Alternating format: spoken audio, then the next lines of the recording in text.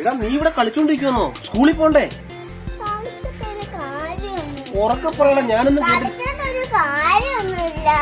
പഠിച്ചിട്ട് കാര്യമില്ലെന്നോ? എന്റെ തമ്പുരാനെ, യവൻ പറയുന്നത് കേട്ടോ? നീ എന്തോ കേട്ടത്?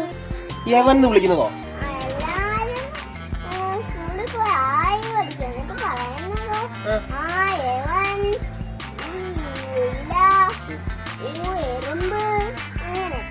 ഓ, ഞാൻ യവൻ വിളിച്ചതാന്നോ? എന്നിട്ടിപ്പോ ഒരു അവൻ വിളിക്കണം അല്ലേ?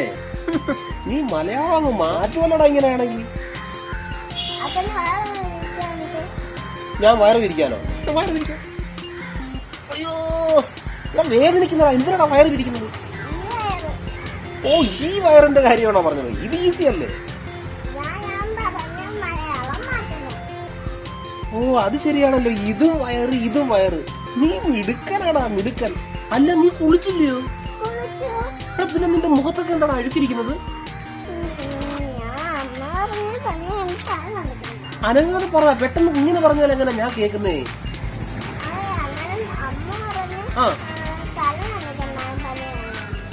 ഇതാ പനി ആയോണ്ട് തല നനയ്ക്കണ്ട. പക്ഷെ നിനക്ക് ഈ മുഖം ഒന്ന് കഴുകിക്കൂടായിരുന്നോ?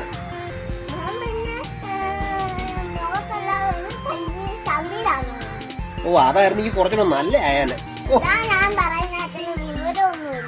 വിവരമില്ല. നീ ഇങ്ങനെ തമാശയും പറഞ്ഞോണ്ടിരുന്നോ? പിന്നെ ഒരു കാര്യം ചെയ്യ്, നീ പോയി സ്കൂളിൽ പോകണ്ട. എന്തൊക്കെ പുസ്തകമൊക്കെ പറക്കി ബാഗൊക്കെ എടുത്ത് വെച്ചേ പോയിട്ട്.